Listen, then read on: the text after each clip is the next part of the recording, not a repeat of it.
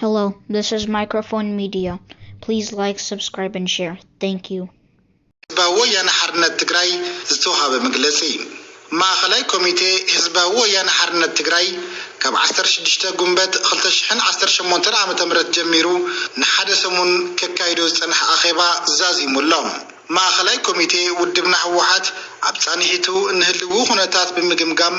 ዘለዎ ጥንካረታት ከምውን ከም ውድብ ተሸኪምዎን ዘሎ ታሪኻዊ ሓላፍነት ክዋጻእ ዝዕንቅፍዎ ጉድለታት ብዝርዝር ገምጊሙሎም ውድብና ህወሓት ዛጊድ ዝዕወቶም ዓበይቲ ዋኒናትን ዘኻዕበቶም ተመክሮታትን ዝያዳ ንቅድሚት ክጉልብቱን ክጠናኸሩን ከም ዝግብኡ ብምዝታይ ኣብ ውሽጢ ውድብ ንዝረኣዩ ግጉያት ኣራያታት ድማ ብዘይ ምሕረት ገምጊሙ ክርም ኣብ ምርዳ በፂሕሎም በዚ መሰረት እውን ማእኸላይ ኮሚቴ ውድብና ህወሓት ህልውና ህዝብና ንምርግጋጽ ሉዓላውነትና ንምውሓስ ዝተመዛበሉን ዝተሰደዱን ወገናትና ናብ መረበቶም ንምምላስ ኣብ ትሕቲ ወረርቲ ዝርከብ ህዝብና ሓራ ንምውፃእ ክባን ዕፅዋን ተኣውጅዎ ኣብ ወታደራዊ ከበባ ዝርከብ ህዝብና ፀገማቱ ንምቅላልን ሃልዋቱ ንምርግጋጽ ኣብ ዝግበር ቃልሲ ውድብና ህወሓት ናይ ራእይ ሓድነት ፈጢሩ መሪሕ ተርኡ ክፍጽም ዘኽእሎ ዲሞክራሲያዊ ቃልሲ ኣካይድሎም ኣብ ሕገ ደንብና ብግልፂ ከም ዝተቐመጠ ውድብና ጥንካሮ ሓልዩ ክቕፅልን ካብ ዘለዎ ፀገም ክናገፍን በብእዋኑ ውዑይ ቃልሲ ውሽጢ ውድብ ብምውላዕ ካብ ላዕለዋይ መሪሕነት ክሳብ ኣባል ብመስርሕ ገምጋመ ምንቕቓፍን እናሓለፈ መፅኡ እዩ መቐፀልታዚ ውዑይ ቃልሲ እውን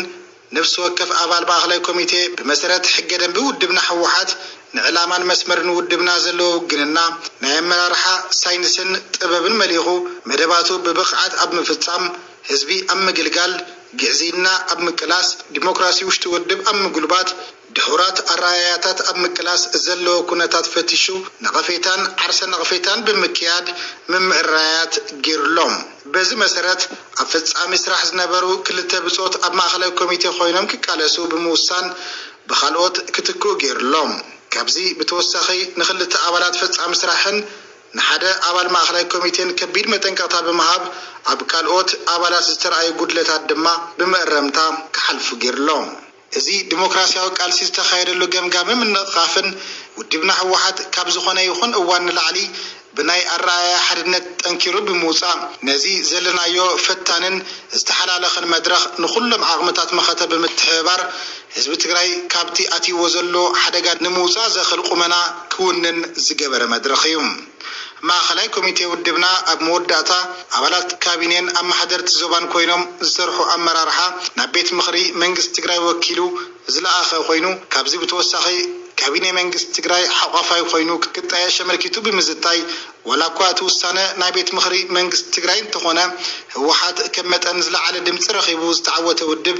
ሲሱ ኣባላት ካቢኔ ካብ ዓቕምታት መኸተ ክኾኑ ቅሩብነት ብምርግጋጽ ኣኼብኡ ብዓወት ዛዚሙሎም